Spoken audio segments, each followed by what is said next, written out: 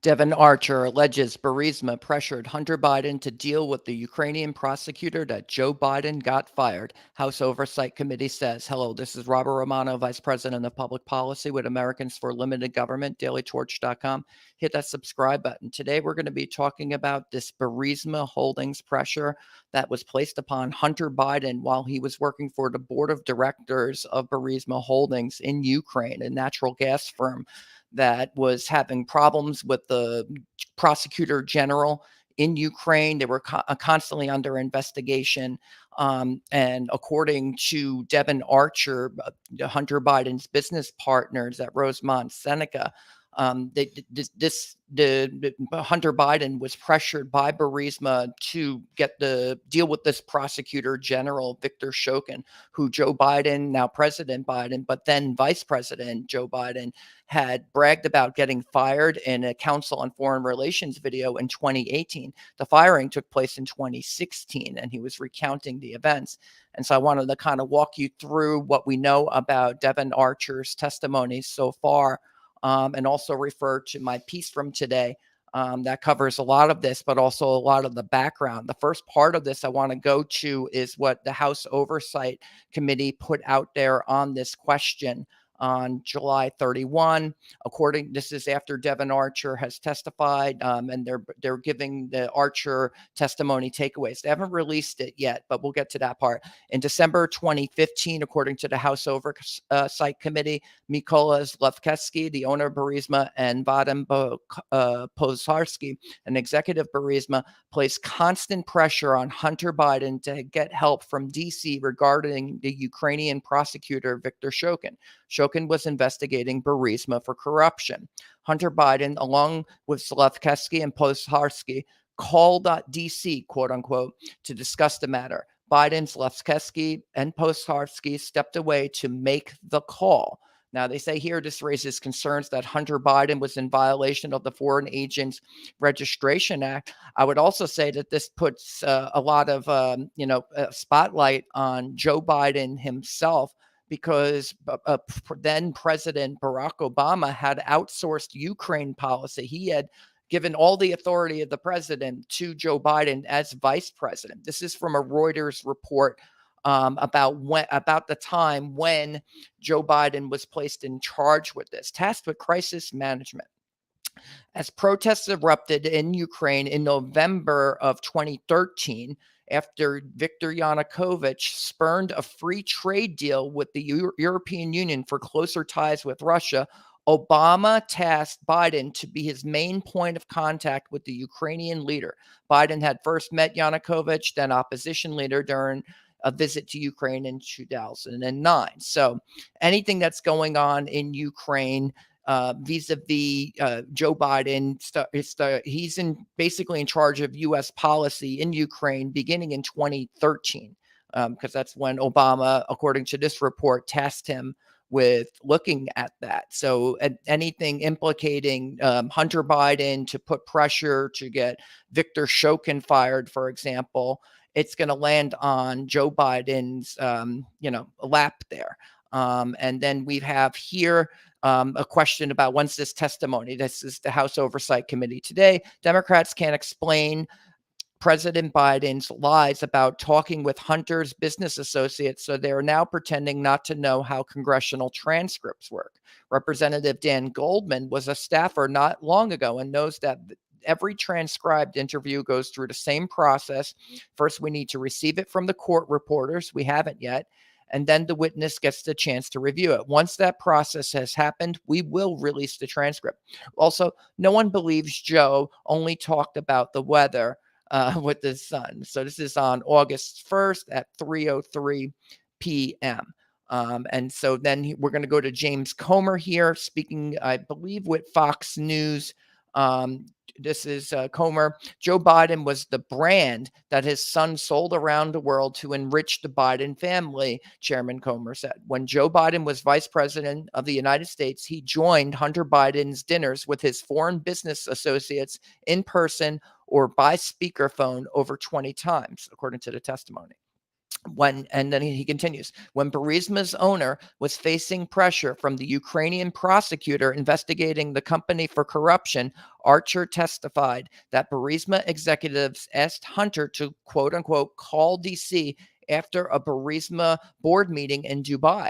Why did Joe Biden lie to the American people about his family's business dealings and his involvement? It begs the question of what else he is hiding from the American people. And I think those are good questions. I think that this testimony from Devin Archer that this corroborates the FBI FD 1023, which was from a confidential human source to an FBI agent that was taken in 2020. It corroborates part of that story, which was, and here's the document, so you can see it. That this was taken June 30, 2020. And it alleges in part that there was a bribery scheme to do with Joe Biden and Hunter Biden and the prosecutors in Ukraine. This is in early 2016, after an aforementioned meeting in Ukraine. This starts in apologies, in late 2015 or early 2016. There's a meeting in Kiev, and then there's a meeting with the confidential human source, the CFO of Burisma, Alexander Ostapenko, and Mykola Zlovkesky, the CEO, in Vienna, Austria in early 2016. So it says 2 months after the aforementioned meeting in Kiev, they traveled to Vienna, Austria with Ostapenko and met with Mykola Zlovkesky at an outside coffee shop. The trio continued to talk about the feasibility of Burisma acquiring a US-based entity. The source recalled this meeting took place around the time Joe Biden made a public statement about former Ukraine Prosecutor General Viktor Shokin being corrupt and that he should be fired and removed from office. CHS, that's confidential human source, told Zlovkesky that due to Shokin's investigation into Burisma, which was made public at this time, it would have a substantial negative impact on Burisma's prospective initial public offering in the United States. Zlovkesky replied something to the effect of, quote, "Don't worry, Hunter will take care of all those issues through his dad."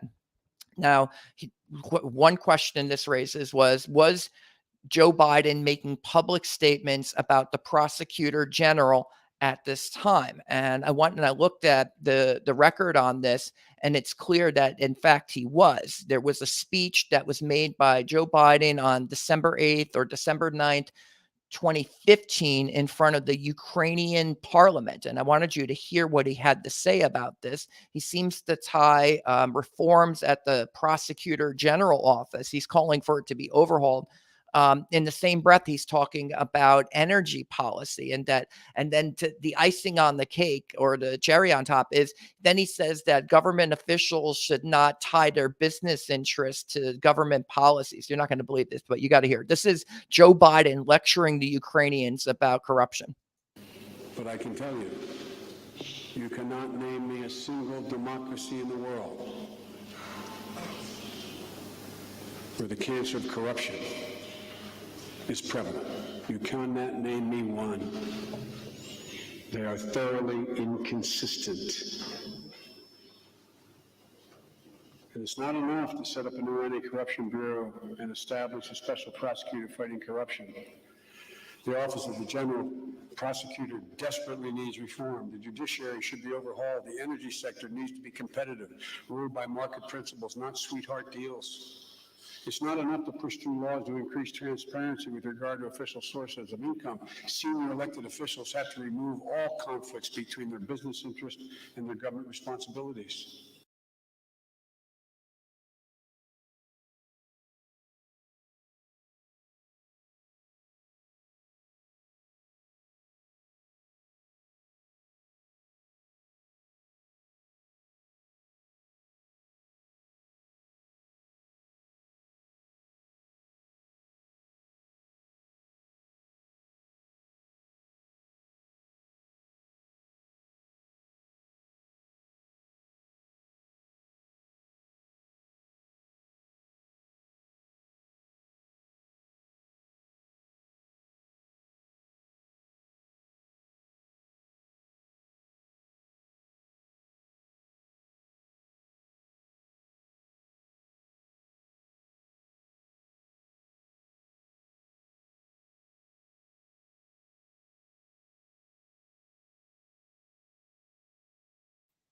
Naturally, I muted myself as I was playing that. So the audacity of Joe Biden to say that this is at the same time he's got, Hunter Biden's working for the Burisma Holdings, and that's pretty darn problematic if you're going to be lecturing the Ukrainian Parliament about separating your business interests from your governmental responsibilities. But that's exactly what Joe Biden was doing here.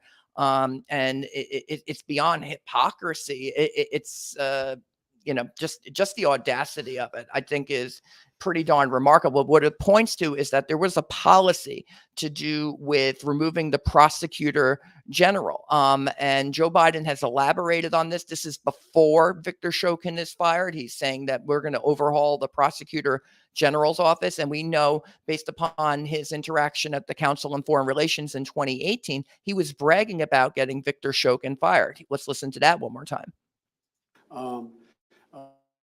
Do I think I think the Donbass has potential to be able to be solved, but it takes two things.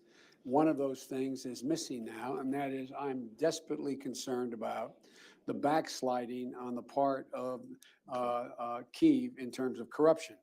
They made, I'll give you one concrete example. I was, not but it just happened to be, that was the assignment I got. I got all the good ones. So I got Ukraine. And I remember going over, convincing our team, or others, to convincing us that we should be providing for loan guarantees. And I went over, I guess, the 12th, 13th time to Kyiv, and I was supposed to announce that there was another $1 billion loan guarantee. And I had gotten a commitment from Poroshenko and from Yatsenyuk that they would take action against the state prosecutor, and they didn't. So they said they were walking out to press conference. I said, no, I said, I'm not going to, or we're not going to give you the $1 billion. They said, you have no authority. You're not the president. The president said. I said, call him. I said, I'm telling you, you're not getting the $1 billion. I said, you're not getting the $1 billion. I'm going to be leaving here. And I think it was, 6 hours? I looked, I said, I'm leaving in 6 hours. If the prosecutor's not fired, you're not getting the money. Oh, son of a bitch. Got fired. And they put in place someone who was solid at the time. Well, they made some genuine, substantial changes institutionally and with people. But in one of the three institutions, there's now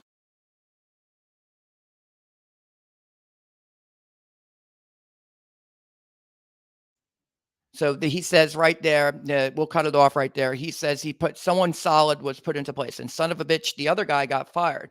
But at that point in the investigation, what was Lefkesky up to? He had fled Ukraine following the overthrow of the Yanukovych administration. He was like an ecology minister in the Yanukovych administration. It was a pro-Russian government. And so Viktor Yanukovych's cabinet, many of them flee Ukraine after the start of the civil war in 2014 when the government was overthrown. This is the Organized Crime and Corruption Reporting Project in August of 2015. So this is prior to Shokin being removed. What happened? What was going on with Zlevkesky? Ukraine's wanted former environmental minister Mykola Zlevkesky appears to have ownership rights. So it's something about an upscale fashion boutique in Kiev. It's called Zlotsky, sells men's shoes. The price, they talk about the price of a crocodile belt. And anyway, the idea he had gained, now here it states that he had fled the government after the overthrow. Now wanted by the prosecutor general's office, Lefkesky fled Ukraine after the Euromaidan mass protests of early 2014 and is now thought to live abroad. He is believed to control Burisma Holdings, a producer of oil and gas, luxurious 4.5 hectare residence outside Kiev, owned through a private company. He was estimated by Forbes to be worth $156 million. He faces imprisonment and confiscation of his property if found guilty of the charges.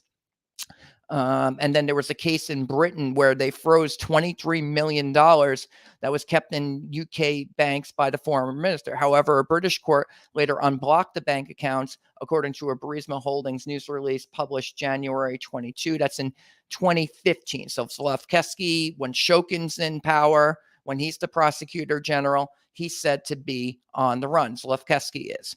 So what happens afterwards? This is did Joe Biden, this is the New York Times in 2019 reporting on Trump's allegations vis-a-vis this particular issue as it related to Trump's own impeachment. He was saying, wait a second, you're gonna impeach me for trying to get to the bottom of this corruption. Wait till you hear about this corruption. In any event, there's some nice summary here of what happened to the Zlochevsky investigation and the Burisma investigation after Viktor Shokin was fired at the behest of Joe Biden.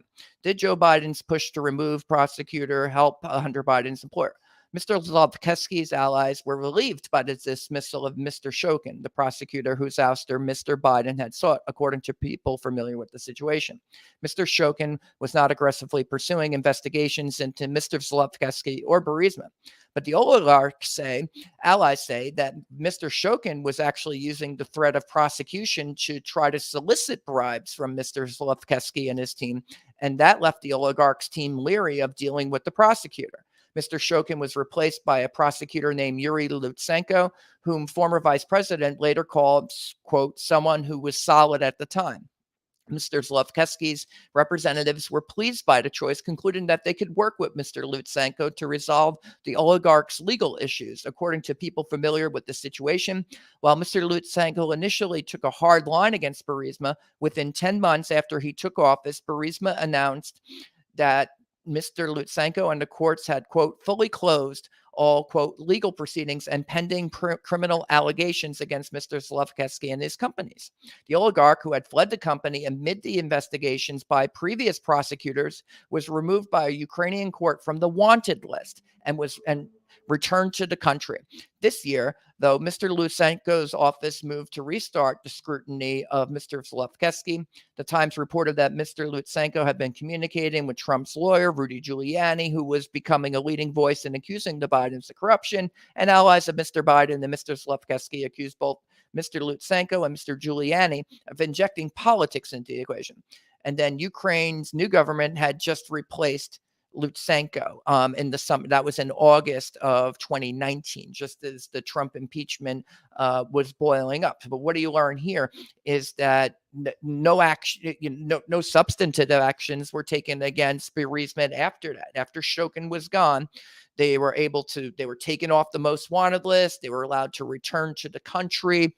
Is that the payola? Is that the payoff for getting Viktor Shokin removed? Now, one aspect of this story that I found particularly interesting was there's actually a readout of the White House call with Petro Poroshenko from May 13, 2016. This is the Obama White House.archives.gov, the press office in 2016. There was a phone call between Joe Biden and Petro Poroshenko about firing the prosecutor. And it corroborates what's in the Biden speech. This is a readout of Vice President Biden's call with Petro Poroshenko in Ukraine. The Vice President spoke today with Ukrainian President Petro Poroshenko. The Vice President welcomed the appointment of a new Prosecutor General as an important first step to bringing much-needed reform to the Office of the Prosecutor General. The Vice President also commended legislative changes that will set up an independent Office of the Inspector General in the Office of the Prosecutor General and allow prosecutions to begin against Yanukovych-era officials. The vice president informed President Poroshenko that the United States was prepared to move forward with the signing of the third $1 billion loan guarantee agreement, which will support continued progress on Ukrainian reforms. Their leaders also condemned the continued aggression by combined Russian separatist forces against Ukraine and agreed on the critical importance of accelerating progress on Minsk implementation by all sides. The Minsk Accords were a framework of diplomatic rounds between Ukraine, Russia, mediated by France and Germany. And they broke down repeatedly, and then ultimately, especially as Russia, once Russia invaded Ukraine in 2022, There was no diplomacy. In fact, I believe the Minsk Accords had already been terminated prior to that. So there's just little possibility. But what do we learn here is that this is a contemporaneous document of the phone call between Biden and Poroshenko. I don't believe anyone's really pointed to this, but clearly on May 13, 2016, there was this call where the loan guarantee was tied to the office of Prosecutor General, and that the much needed reform that Biden had spoke to at the Rada, that's the Ukrainian parliament, in 2015 in December, basically was that it was replacing the Prosecutor General. They wanted to overhaul the office, and that meant new leadership. Shokin had to go. And this was U.S. policy. This is from, again, the Biden White House. This is official U.S. policy as much as it is Hunter Biden serving on the Burisma board and getting pressured, according to the House Oversight Committee and according to Hunter Biden's business partner, Devin Archer, who was in a place to know. And now he's testified to this effect. So there's two elements here. One is Burisma wanted Shokin out. Certainly Joe Biden wanted Shokin out. And then it's confirmed that the much needed reform supposedly at the Prosecutor General's office meant new leadership.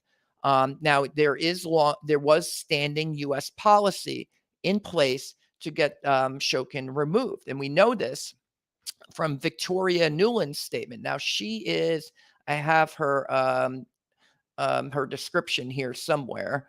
There she is. At this time, she is the Assistant Secretary of State for European and Eurasian Affairs from 2013 through January 2017. And she's testifying in, I believe, what is this, October of 2015? Just double check this. This is October 8th, 2015. Okay. So this is her testimony before the Senate Foreign Relations Committee, testimony on Ukraine as prepared. So this is just a written document that they submit. They'll give a brief, they'll read parts of this maybe when they testify live. But the part that pertains to the Prosecutor General, now keep in mind, this is before Joe Biden speaks at the Ukrainian parliament.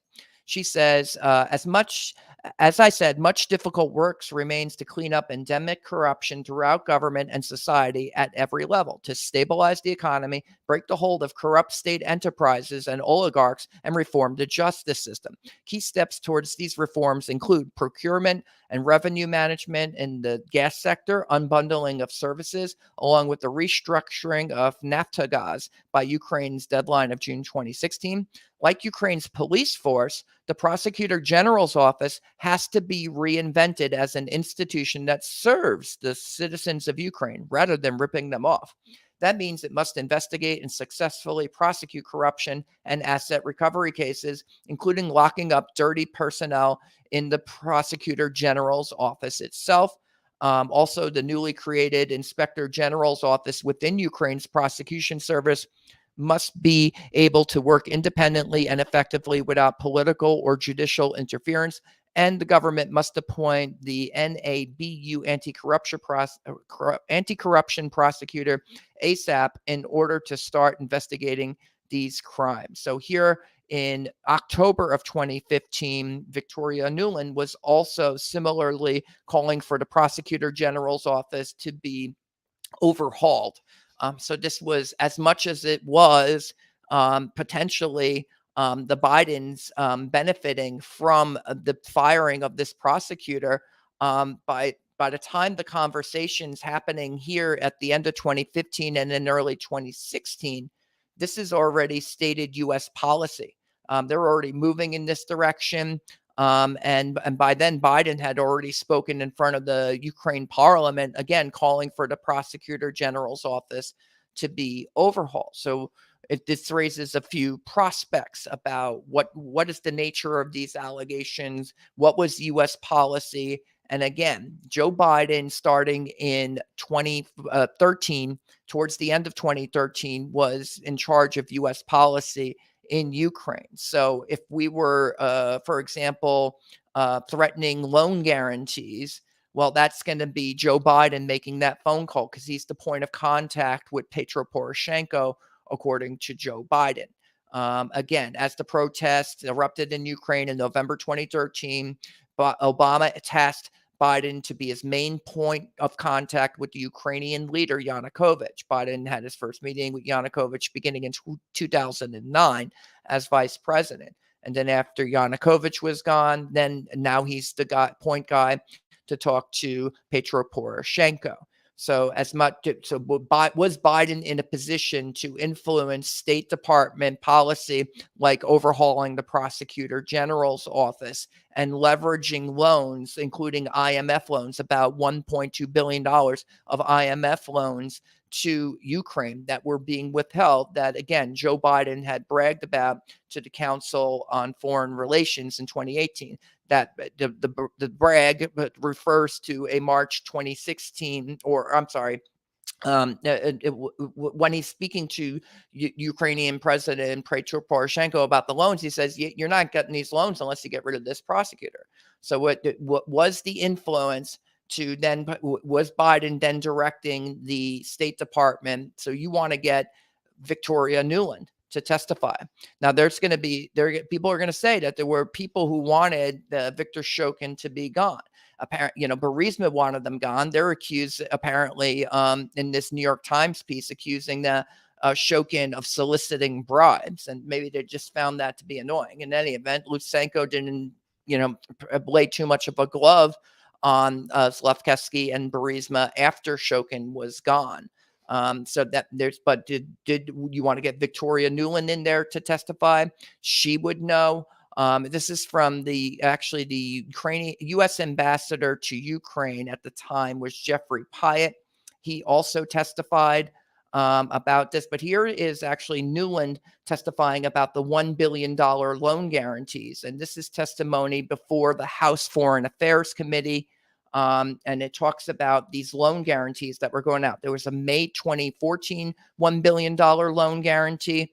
And then going forward, she says, today we are working with Europe, the Ukrainians, and the IMF to strengthen the country's economy and support implementing the government's reform plan, including a new $1 billion U.S. loan guarantee. If Ukraine continues making concrete progress on its economic reform agenda and conditions warrant, the U.S. administration will also be willing, working with Congress, to consider providing an additional loan guarantee of up to $1 billion in late 2015. So there's loan guarantees, and this was on March 4th, this testimony, 2015. So the idea of, if they can make progress, we're going to allow them to get this extra $1 billion.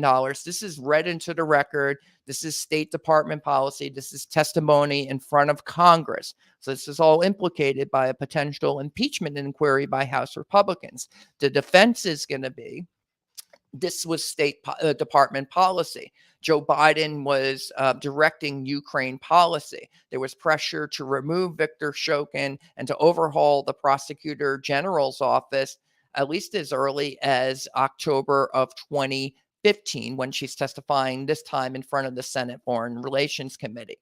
So these are elements of, what are the president's attorneys going to say?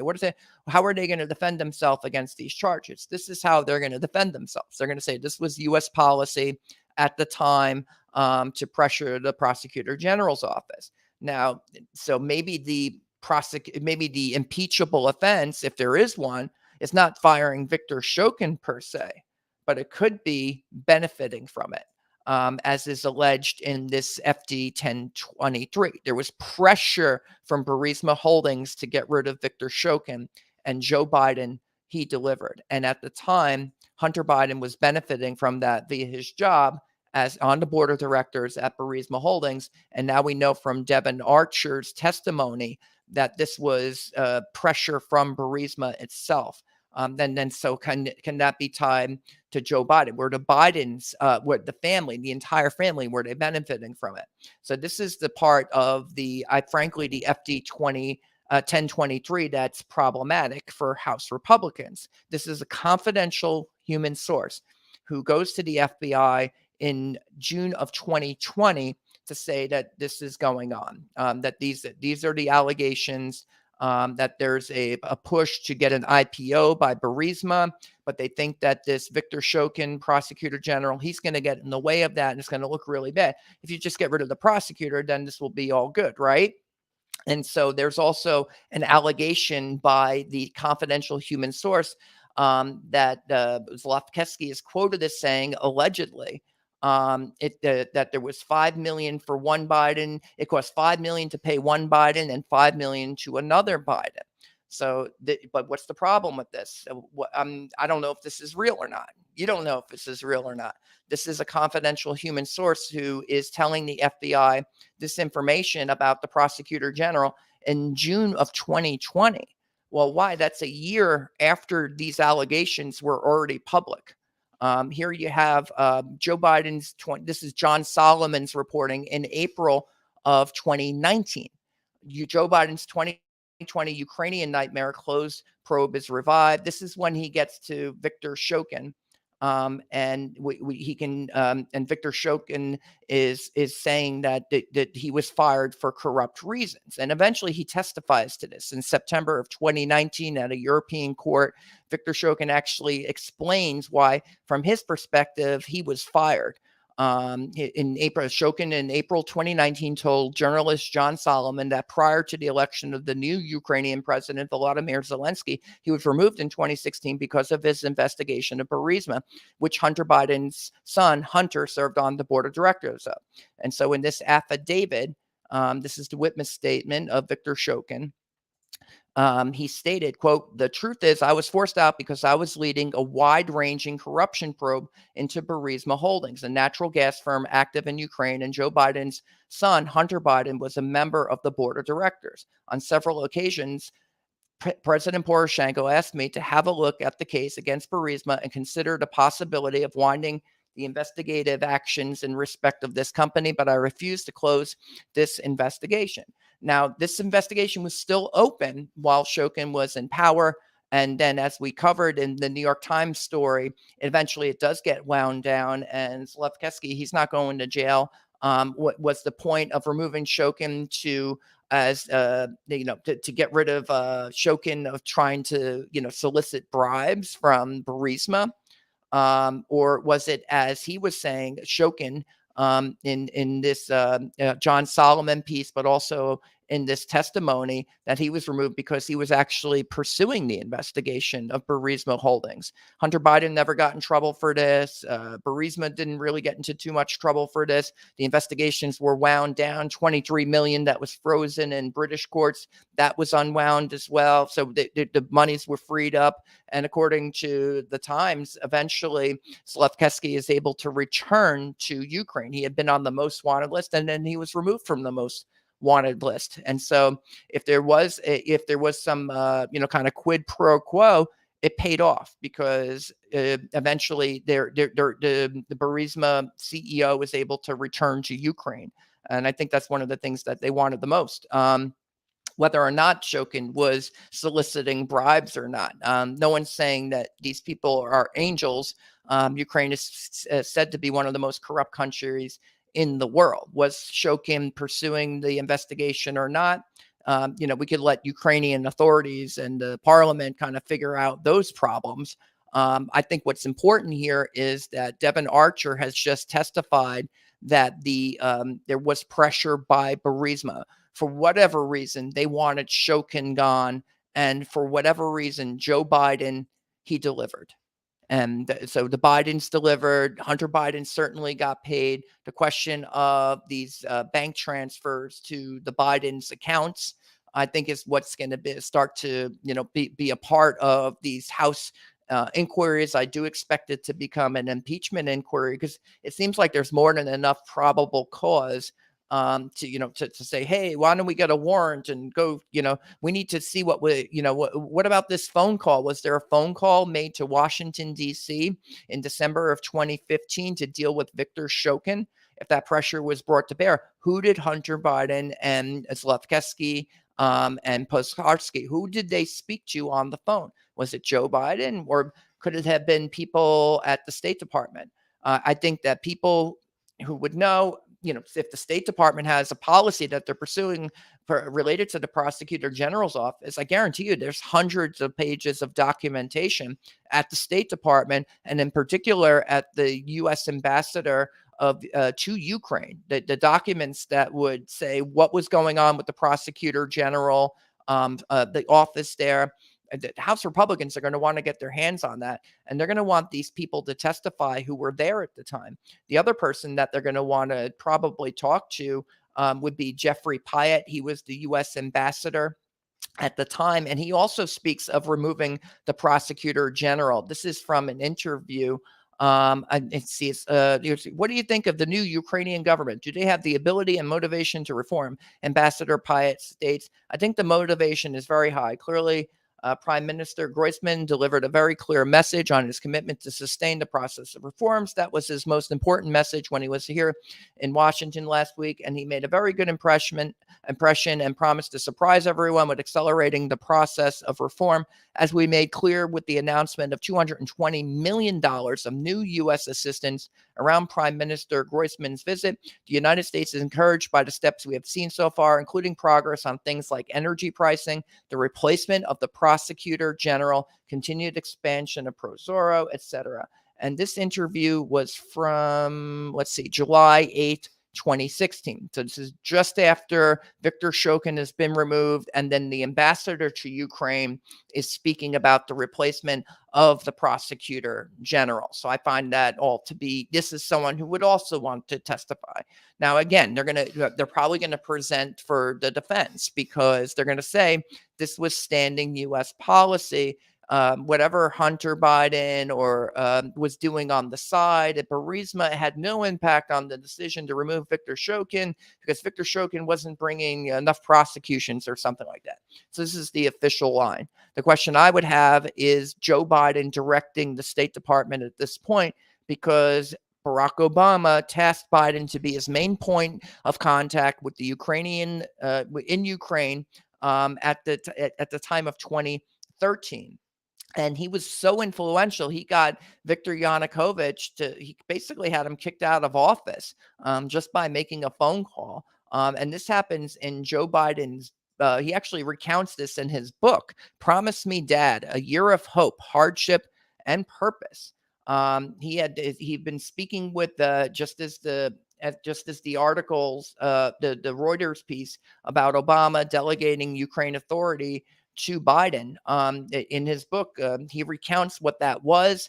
There's the Revolution of Dignity in Maidan. There was resistance to that. Yanukovych was resisting that, eventually loosing his riot police on the streets of Kiev to disrupt, injure, and finally murder demonstrators. The protesters in the Maidan found themselves in a war zone, and during a brutal 3-month siege in the dead of winter, they refused to back down, even in the face of death, and transformed the square where the protest began into an armed camp. Demonstrators seized administration buildings and erected barricades so they could set up command centers, mess halls, and aid stations for people beaten and bloodied by Yanukovych's uniformed police and his secret plainclothes thugs. The crowds of the protesters grew to more than 50,000 and just kept growing. By the middle of February 2014, they were inching towards the Parliament building. I made the last of many urgent calls to Yanukovych in late February of 2014, when his snipers were assassinating Ukrainian citizens by the dozens, and we had credible reports that he was contemplating an even more vicious crackdown. I had been warning him for months to exercise restraint in dealing with his citizens, but on this night, 3 months into the demonstrations, I was telling him it was over. Time for him to call off his gunmen and walk away. His only real supporters were his political patrons and his operators in the Kremlin, I reminded him, and he couldn't expect his Russian friends to rescue him from this disaster. Yanukovych had lost the confidence of the Ukrainian people, I said, and he was going to be judged harshly by history if he kept killing them. The disgraced president fled Ukraine the next day. Owing to the courage and determination of the demonstrators, and control of the government ended up temporarily in the hands of a young patriot named Arseny Yatsenyuk. And so here, this is Biden confirming that he was instrumental in pushing Viktor Yanukovych, at that time was the elected leader of Ukraine, out of office. And this precipitated the Ukrainian civil war, within days. Russia was annexing Crimea from Ukraine. And so that's basically when the invasion of Ukraine had begun at that time in 2014. And then fighting begins in the eastern provinces of Donbass, eventually leading to the 2022 Russian invasion of Ukraine. So now, this is kind of like the law of unintended consequences. Was Ukraine better off not having this war break out? What if Joe Biden had never made this phone call? These are questions that are in some, alternate reality. This is the situation now. Joe Biden has been intimately involved in Ukraine since 2013. He helped push Yanukovych out of power. He helped to push the prosecutor general. He's going in front of the Rada in Kiev to get an overhaul of the prosecutor general. He eventually talks to Petro Poroshenko over the phone about this. And here's another interesting aspect of this. There was of the Biden audio first shared by Russian agent Thrives Online in 2020. A supposed transcript of this phone call was put out there by a Ukrainian lawmaker who at the time was said to be a Russian agent. Well, how do we know that? Here's the headline from the AP. But you just go to Treasury sanctions Russia-linked election interference actors. This is in September 10, 2020. And the person who published this video, which was removed from YouTube, it says here, this video is no longer available because the YouTube account associated with this video has been terminated. This is supposedly a transcript of the phone call. Now, if you go to the Wayback Machine at web.archive.org, you can actually still find this video. This is, I think, a very important development. This video is still available publicly. You can listen to it, but you don't need to listen to it. And we're not going to play it right now because this is what happens to people who play that video. They get their accounts terminated. But we don't need to play it because everything in the video, the audio, is confirmed by the White House's own readout of the conversation from May of 2016. That there's the much needed reform that Biden was pushing for was the removal of Viktor Shokin. Because the appointment of the new prosecutor general was an important first step to bringing much needed reform to the office of prosecutor general. And that then the vice president informed Poroshenko that the U.S. was prepared to move forward with the signing of a third $1 billion loan guarantee agreement. And we know from Biden's own from Biden's lips to our ears that he was bragging about this in front of the Council on Foreign Relations. The loan agreement was tied to the prosecutor. So, and he was in a position to do that, even if the State Department wants to later say that, oh, no, these were standing policies to reform the prosecutor general's office. And, oh, these were standard policies to do loan guarantees if they were willing to engage in reform. The person who actually implemented that policy over the phone was Joe Biden. He's the one who implemented that policy. And now we know that, according to Devin Archer, that Burisma was pressuring Hunter Biden to make a call to D.C. to get Viktor Shokin removed from office. That's why the Devin Archer testimony is so critical. In addition to raising concerns that Hunter Biden was in violation of the Foreign Agents Registration Act, it calls into question who was he pressuring in D.C. to make sure Shokin was gone? Was it his father? Because it kind of looks that way. And in any event, it's certainly what the 1023 alleges. But this could have been, again, grain of salt. This was taken in 2020, a year after it's already public. Viktor Shokin is already public. The Trump impeachment is already in the rearview mirror. This 1023, as much as it cites things that are kind of verifiable, for example, Joe Biden was making a public statement around the time of December 2015 to the Ukrainian parliament about the prosecutor general. This could have also been constructed on a post hoc basis. It's kind of an uncorroborated source. We just don't know. Like, is this like the Christopher Steele dossier that had a few uncorroborated sources as well? And so, in as far as it cites the firing of Shokin, which is very much in the public record, and the overhaul of the Prosecutor General's office by the State Department, they've spoken about it repeatedly. Again, the ambassador was speaking about it as well. The ambassador to Ukraine in 2016 was talking about this. So there's that element there. Does this 1023 by this confidential human source tell us what we want to hear? It adds to the Shokin story and says, oh yeah, and there was a $10 million bribe. Now, tracing that money, if there was money, will be one of the key aspects of what House Republicans, I think, need to get to the bottom of. They're going to need to trace the paper trail, and they'll either be able to successfully do that or not do that. But the point of the exercise might not need to be about tracing that money if there's pressure from the Burisma holdings to fire Victor Shokin on Hunter Biden. Hunter Biden delivers that message to his father, who obliges. It's just that by the time of December of 2015, and again, this is going to be the defense, in October of 2015, the State Department was already talking about overhauling the Prosecutor General's office. So I think the House Republicans, if they're going to prove their case, if they want to do an impeachment, they're going to have to prove this to the U.S. Senate. Now, I don't expect a conviction. So largely, this is about the court of public opinion.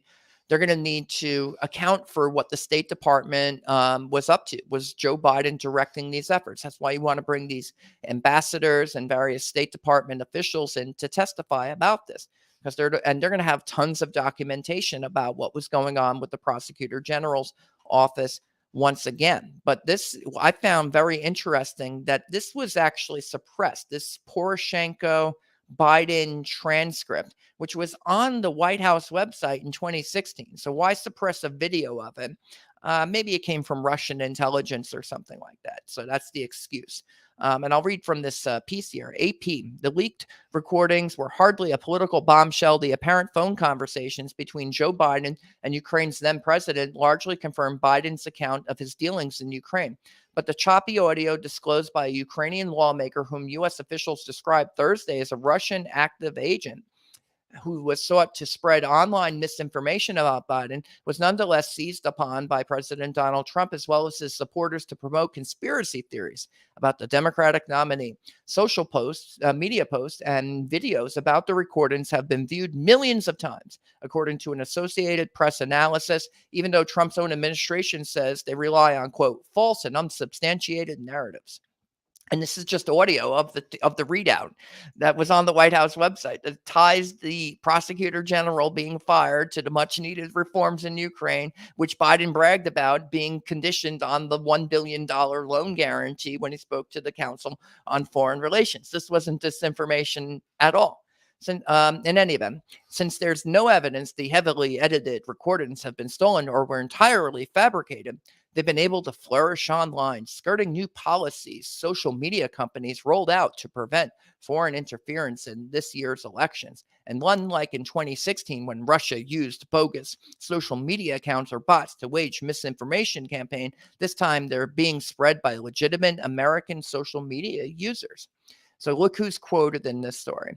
Nina Jankowicz, remember the singing songbird lady from the Disinformation Governance Board? Well, at this time, she's a disinformation fellow at the nonpartisan Wilson Center. She says, quote, it's certainly an influence campaign. It's misleading to an audience that doesn't have the full picture. Now, it occurs to me that in the 2018 to 2020 National Defense Authorization Acts, Congress authorized basically censorship on social media. And in my piece, I quote this because I find it to be very relevant to the fact that this story was suppressed. Let's see here, and we'll get to the sanction. We already did the sanctions. In 2018, NDAA, again, this was the Treasury's efforts appeared to be in tandem because they speak of malign foreign influence. This is the charges against, or the sanctions against them. Complicit in foreign interference in an attempt to undermine the upcoming 2020 presidential election. Today's designation is focused on exposing Russian malign influence campaigns and protecting our upcoming elections from foreign interference. This action is a clear signal to Moscow and its proxies that this activity will not be tolerated. Yeah, free speech won't be tolerated. Freedom of the press won't be tolerated either. I guess you can't post this video on YouTube. The administration is working across the U.S. government and with state, local, and private sector partners to make the 2020 election secure. Quote, Andrei Durkat and other Russian agents employ manipulation and deceit to attempt to influence elections in the United States and elsewhere around the world, said Secretary of Treasury Steven Mnuchin. The United States will continue to use all the tools at its disposal to counter these Russian disinformation campaigns and uphold the integrity of our election system. Except the video that they showed apparently was real. It wasn't misinformation to provide the context that Biden himself, this was mere corroboration about the fact that the prosecutor general being fired was indeed tied to this $1 billion loan. It was public information at that point, not any particular kind of disinformation. But again, it occurs to me that in 2018 and 2019 and 2020 in the National Defense Authorization Act, Congress had authorized censorship of social media, and this video was censored. So I think there's actually a censorship angle to this story as well. In the 2018 NDAA, under Section 1239A, it authorized the censorship. Quote, the Secretary of Defense and the Secretary of State, in coordination with the appropriate United States government officials, shall jointly develop a comprehensive strategy to counter the threat of malign influence, including, quote, the use of misinformation, disinformation, and propaganda in social and traditional media, and, quote, efforts to work with traditional and social media providers to attribute and counter the threat of malign influence. So I would want Treasury, Department of Treasury, to testify about what they did to suppress the information that Durkat put out there. They said that they're going to stop these Russian disinformation campaigns. What was done? Did they go to YouTube? Did they have this video removed that would turn out to be accurate? Because I don't see anyone pointing to this readout of this phone call at all. The phone call clearly happened. Whether this was a true transcript of it or not is an interesting question, but not even the AP story seems to want to go there. They say, oh yeah, this was hardly a bombshell, blah, blah, blah. But that doesn't give the government the right to suppress the information. And so I think that there's actually a censorship angle here. Again, this video is no longer available because the YouTube account associated with this video has been terminated. Was the Biden-Poroshenko terminated? At the video terminated at the behest of government officials who were actively calling it Russian disinformation, similar to the Hunter Biden laptop story by the New York Post. This was also information that was said by U.S. officials to be Russian disinformation, the Hunter Biden laptop. Well, here's a call between Biden and Poroshenko about Biden's corrupt foreign business dealings, one thing, or also Biden's implementation of U.S. policy, leveraging the $1 billion loan in exchange for getting the prosecutor general fired, that it turns out Hunter Biden was being pressured by Burisma to convey to Washington, D.C. to get fired. I think that was, so therefore, were the agencies that were suppressing this information, were they aware that this information could, had some, were they aware of what Biden was up to? They had to be aware of what Biden was up to. It was public information. Therefore, it was relevant to the U.S. election. It was a question that now Republicans are potentially pursuing an impeachment inquiry. Again, you can actually still find this video. Not that you need to watch it, because you can just do the readout of the call from the Obama White House. In addition to corroborating the pressure from Burisma to fire Shokin, House investigators should also examine how the U.S. government suppressed information about this on an ongoing basis. Now we know via Devin Archer that Burisma was indeed pressuring Hunter Biden to work his connections in Washington, D.C. to deal with Shokin, and that Hunter Biden repeatedly put his father on the phone with Burisma executives and other foreign business officials. At the same time, Biden was lecturing the Ukrainian legislature about how, quote, senior elected officials have to remove all conflicts between their business interests and their government responsibilities. He actually said that in front of the Ukrainian parliament. We played that video earlier. So if you're just tuning in, you can go back and watch the beginning of the video, and you can hear Joe Biden lecturing the Ukrainians about removing conflicts of interest between between their business interests and government responsibilities. The audacity is unmatched, but for Biden, this appears to be par for the course. For House Republicans, there's more than enough to go on here for what House Speaker Kevin McCarthy has stated could lead to an impeachment inquiry. Those are his words, which would enhance the House's ability to depose witnesses and compel testimony. Is certainly more to go on than the 2016 dossier by former British spy Christopher Steele, which utilized uncorroborated sources to allege falsely, as it turns out, that former President Donald Trump was a Russian agent who had conspired with Moscow to hack the Democratic National Committee and John Podesta emails and put them on their emails onto WikiLeaks. Now, besides the supposed conspiracy with Russia to hack the DNC, if you go back to the original Carter Page FISA warrant, besides citing the Christopher Steele dossier that was procured or paid for by the Hillary Clinton campaign and the Democratic National Committee, there was a series of allegations in there that had to do with Trump's policies related to Ukraine. As part of the justification for this surveillance, with allegations that Russia was attempting to convince the Trump campaign not to send weapons to Ukraine and to instead recognize Russia's annexation of Crimea in Ukraine, telling the FISA court that the Trump campaign, per the FISA application, quote, worked behind the scenes to make sure the Republican platform would not call for giving weapons to Ukraine to fight Russian and rebel forces, close quote, and stating, quote, Trump might recognize Crimea as Russian territory and lift punitive U.S. sanctions against Russia. There was an August 2016 report that's cited here highlighting Trump's positions on Ukraine, including his suggestion the people of Crimea preferred to live in Russia. Trump changed his views on Ukraine after hiring Manafort, according to that report. And that was used in the Carter Page FISA warrant. And his doubts that the territories Russia had seized could be reclaimed suggested without World War III, which Trump was running against on the campaign trail as much as Hillary Clinton. At a Harrisburg, Pennsylvania event, Politico quoted Trump saying a military conflict to take back Crimea would risk nuclear war. Quote, you want to go back? You want to have World War III to get it back? And it quoted Trump on ABC's, this is the FISA warrant, this week suggesting the people of Crimea supported Russian annexation. Quote, the people of Crimea, from what I've heard, would rather be with Russia than where they were.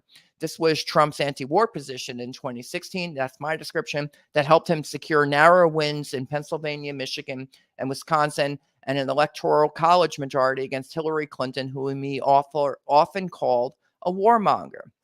So this was not merely the Ukraine and Trump's positions on Ukraine and whether we should be going in there or not.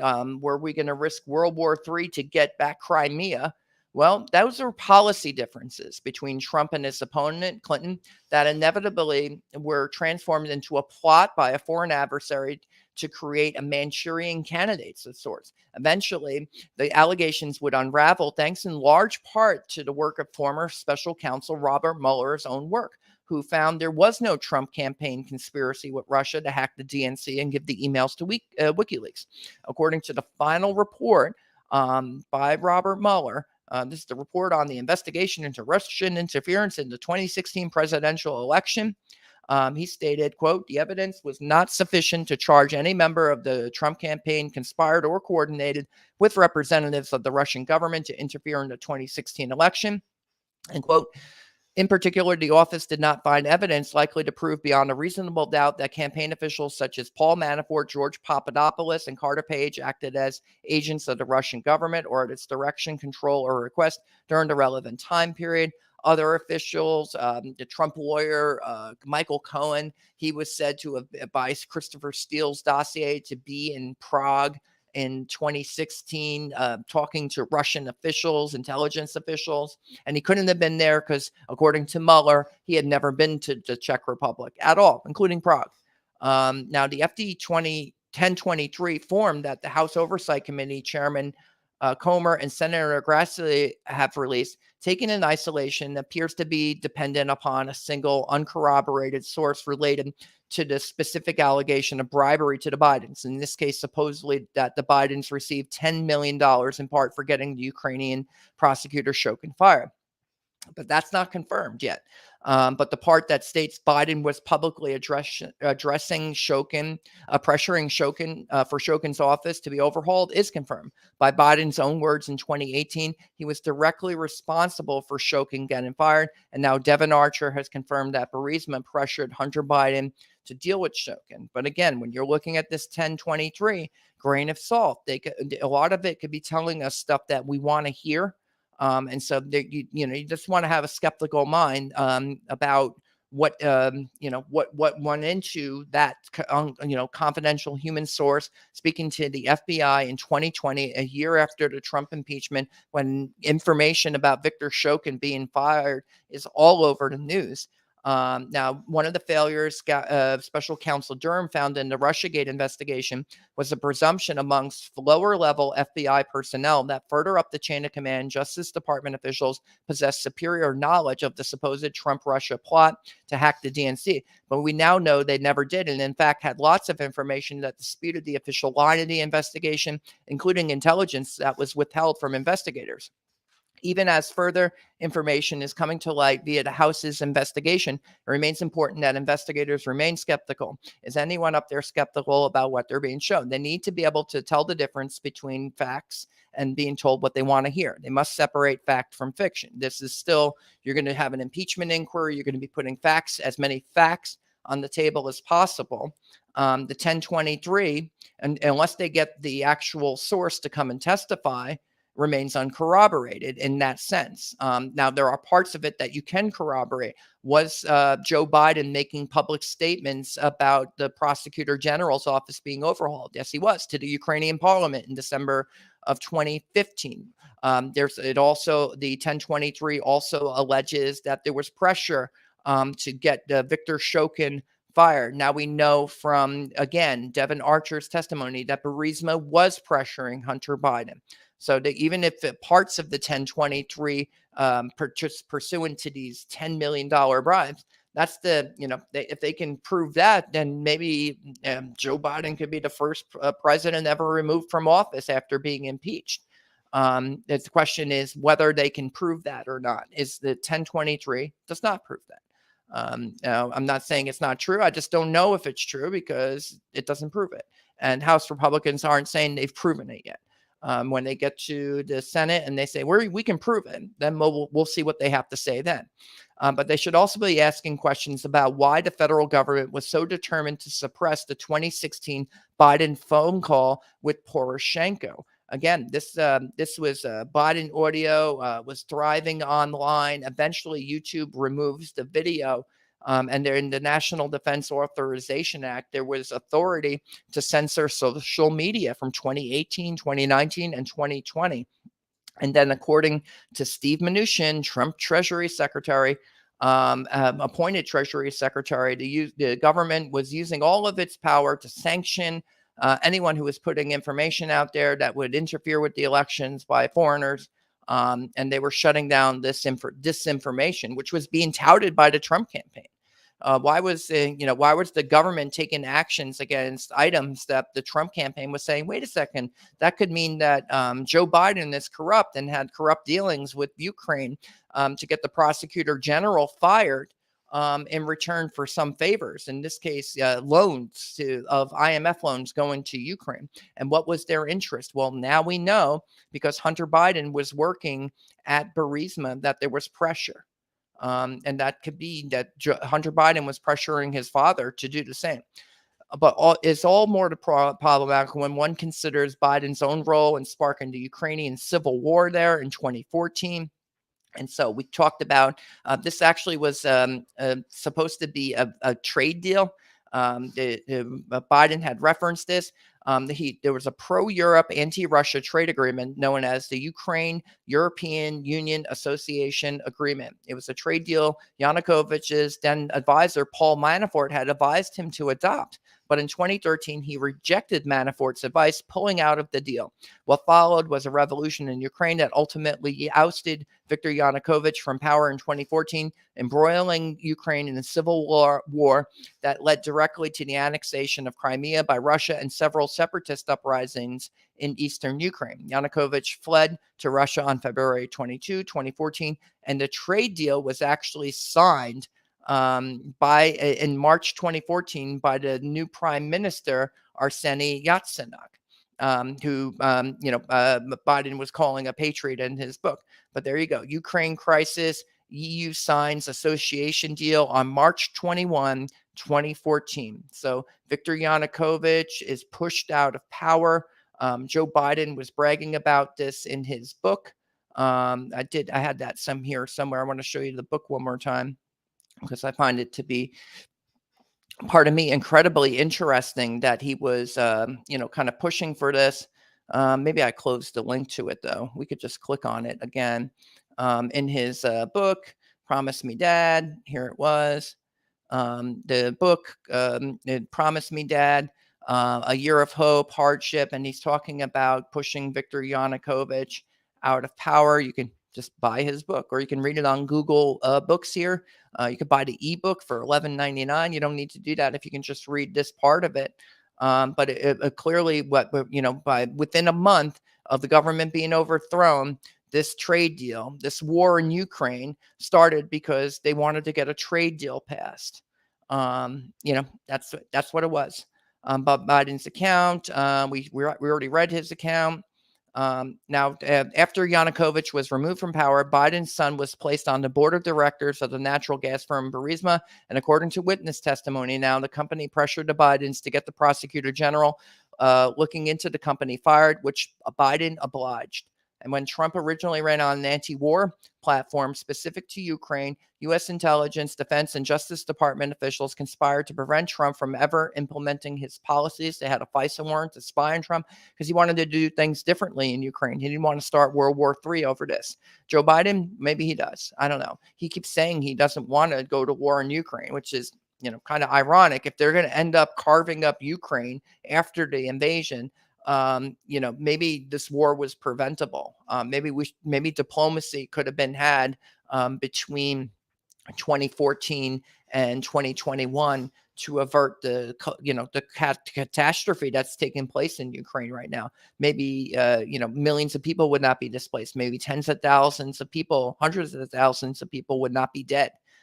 When former President Trump asked Ukrainian President Volodymyr Zelensky about Biden's involvement in Ukraine in 2019, the House impeached Trump, led by Democrats, before the GOP-led Senate acquitted him. And when information about Biden's business dealings were made public in 2020, U.S. intelligence and other departments intervened to suppress it as Russian disinformation. In that sense, it might not be possible to divorce the Biden investigation on Ukraine and maybe impeachment inquiry from Trump. At the end of the day, Biden is one of the major reasons we are involved with Ukraine today, with the U.S. and Russia nearing the brink of World War III, which could go nuclear.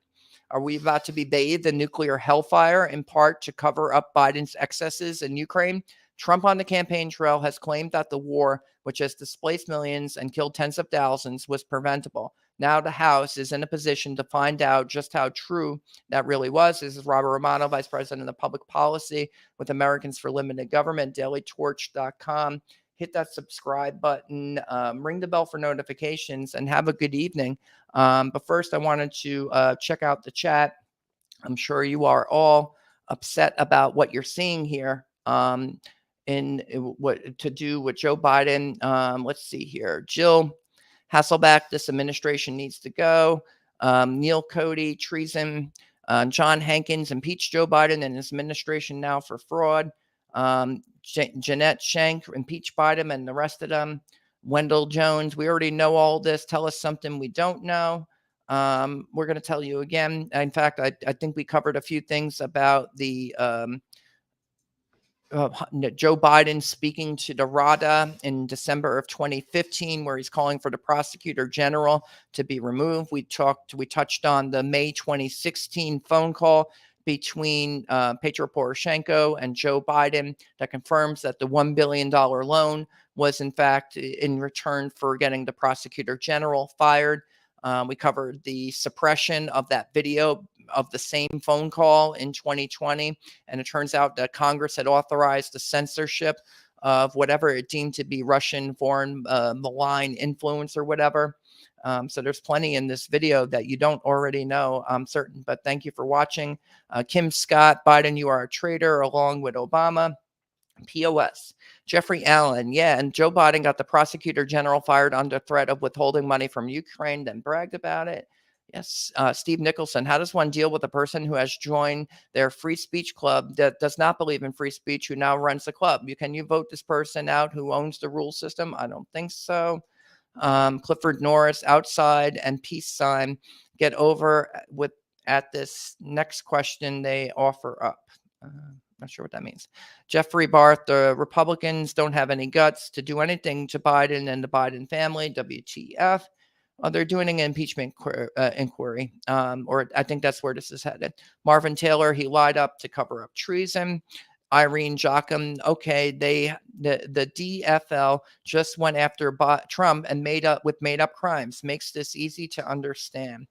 I find the Trump indictment to be interesting in one respect. I'm not seeing an insurrection charge. If the goal is to disqualify Trump from running for office in 2024, and they're going to hit him with all these other charges, which were frankly Trump's protected speech to challenge the election. And oh, by the way, there's a legal process for challenging U.S. elections that occurs in the that frankly what was going on January 6th. Congress was certifying the Electoral College, and members on the floor of the House and the Senate were bringing challenges to that. And then there were 3 states that were going to have challenges: Arizona, Pennsylvania, and Georgia.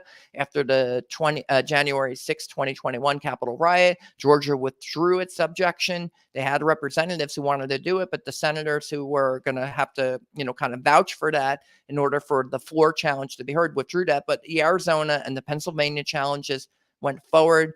The indictment I found to be poorly drawn. Even when Trump's calling for the protesters to go home and be peaceful, Jack Smith is trying to say, oh, well, Trump was lying. He was trying to say that they already were peaceful, as if his urge for calm was not well taken and was actually instrumental in helping to put down and end and suppress the Capitol riot, which, by the way, Trump's defense secretary, acting under Trump's authority, suppressed. They put the National Guard out there at the request of the mayor, but acting under the authority of the president and the Secretary of Defense and the Secretary of Army.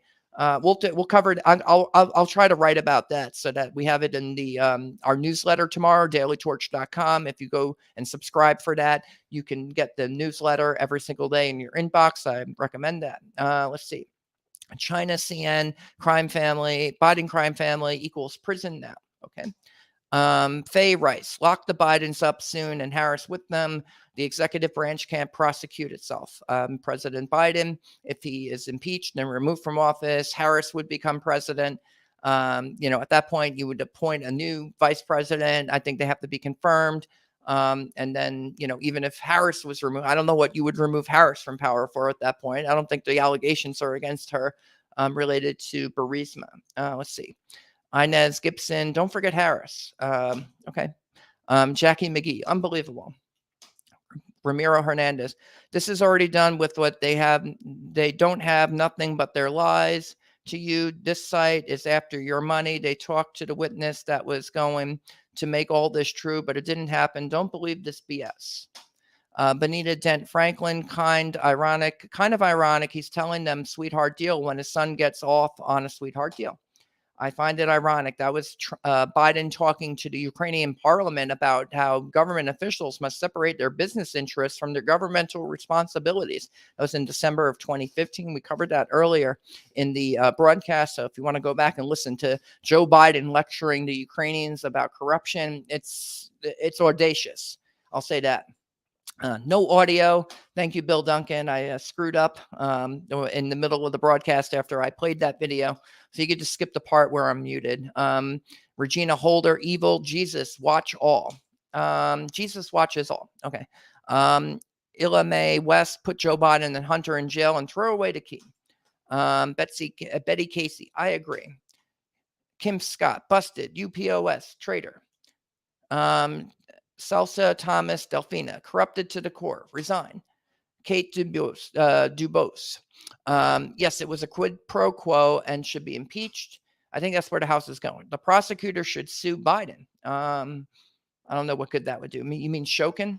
Let's see, Steve Goldschmidt. But no one person agrees that Biden said he had the prosecutor fired because he was corrupt, but Biden meant he himself was corrupt. Lori Cooley. If a bunch of people could go to prison, that would be great. Bill De Cosmo. The Biden crime syndicate is untouchable. Larry Dick. That's interesting. Jeffrey Day. Burisma 2002. Brockty Investments. Sunrise. Shares were transferred. I don't know. I don't know what that information's about. Burisma claimed ownership. Makes some interesting reading, but I haven't had a chance to read it yet. Tommy Miller. Okay, so let's see. Okay, here, Michael Lazuski. How you doing, Michael? There is evidence of corruption by the election interference cover-up before the election, justifying the actions of Trump. Victoria Newland, Tommy Miller says, is part of the swamp. Lisa Smith. Okay. Don't solicit private information in the chat, guys. Thank you. Let's see. Find a real comment here. Tony Ramos. If they prosecute Joe Biden, they will put him under house arrest because of his age. No, they won't. All too common for Democrats. But Obama was aware of what was going on. Nothing will happen here either.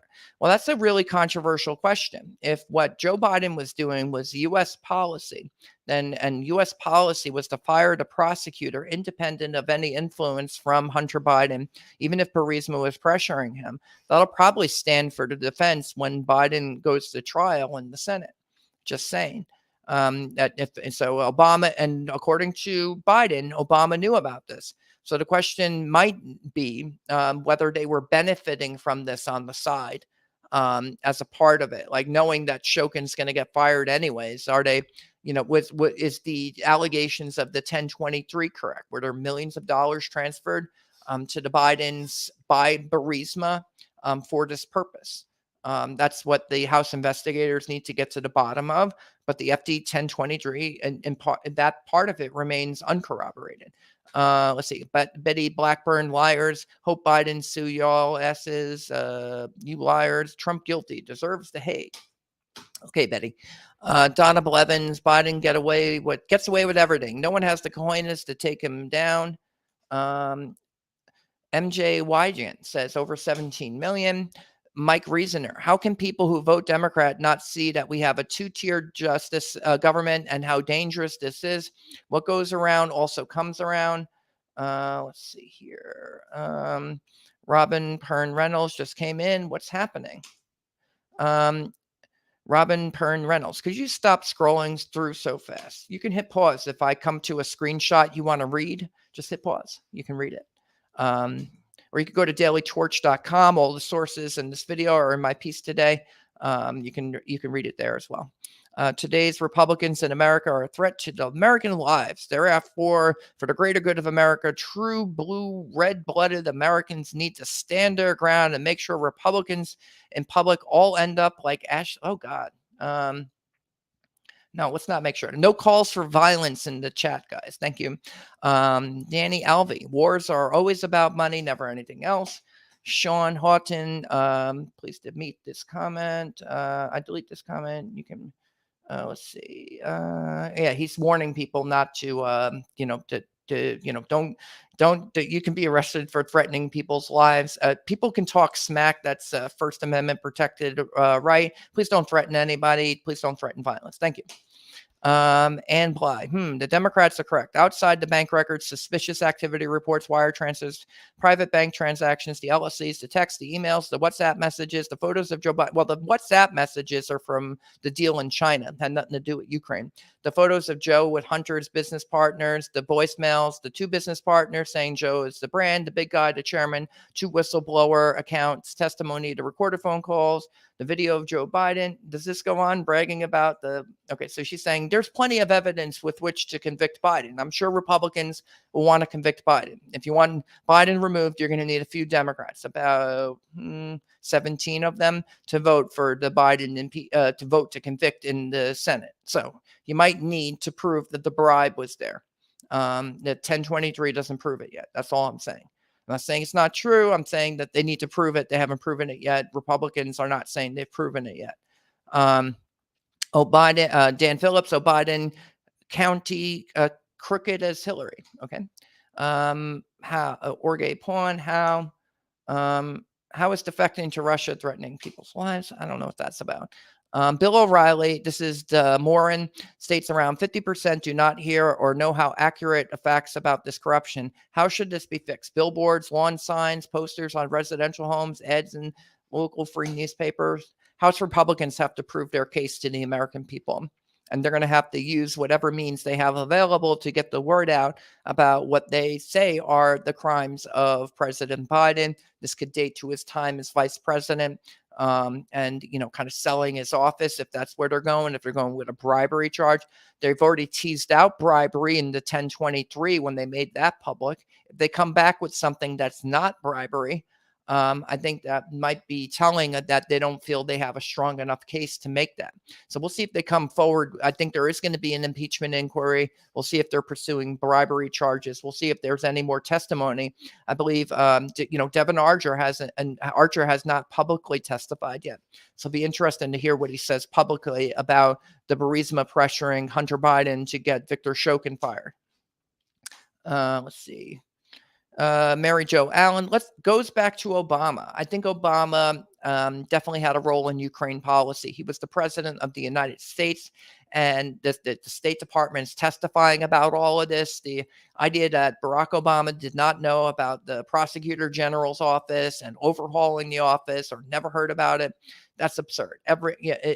Congress knew about it. Everyone that needed to know about it, I think, was probably in the know. It's not like Obama delegates Ukraine to Biden to deal with it, but that doesn't mean that Obama is divorced from reality as it relates to what was going on there. Russia had taken over Crimea after Yanukovych was overthrown. I think that Joe Biden would have reported to Barack Obama about what his dealings in Ukraine were related to calling Viktor Yanukovych and having him removed from, pushing him out of office.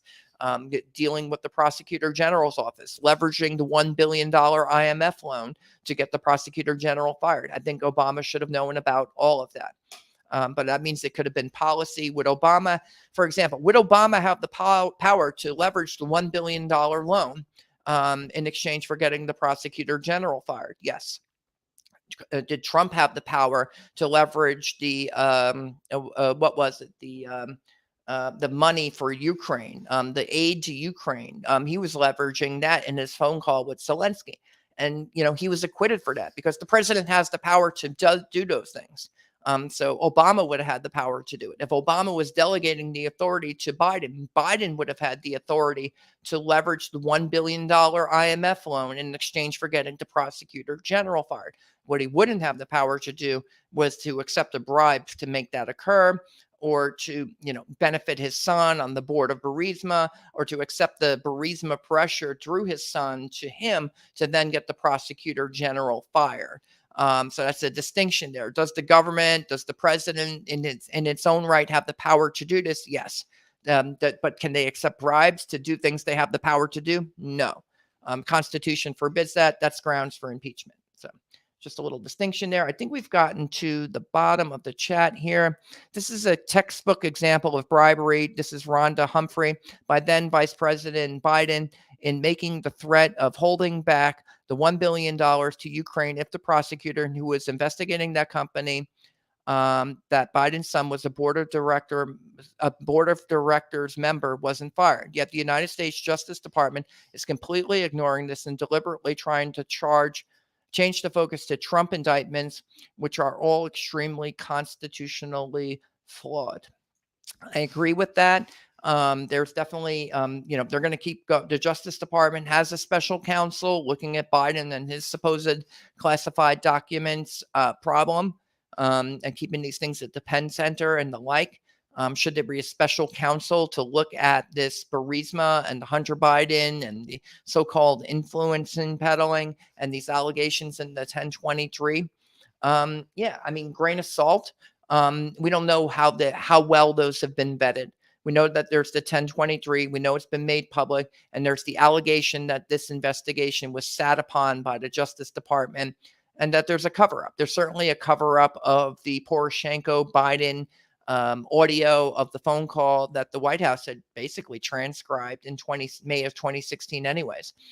So there's clearly, I think that's another area Republicans want to focus on was why was the U.S. government, State Department or Defense Department, Treasury Department, et cetera, why were they suppressing information about Biden's dealings inside of Ukraine, particularly ones that were implicated in what is now potentially an impeachment inquiry by the House of Representatives? Was Trump right all along? I guess we'll find out soon enough. This is Robert Romano, Vice President of Public Policy with Americans for Limited Government, dailytorch.com. Hit that subscribe button, ring the bell for notifications, and have a good day.